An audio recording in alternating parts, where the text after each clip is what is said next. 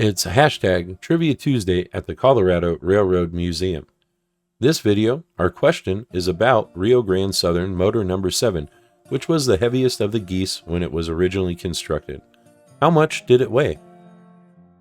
Don't know the answer? Watch our big train tour, Last of the Flock, to find out. The link in the description below takes you right to the answer. Participants are invited to submit their responses as a comment or message.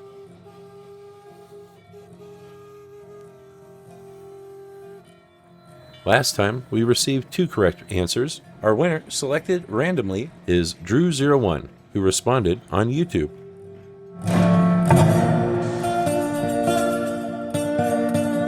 Like, comment, share, and subscribe.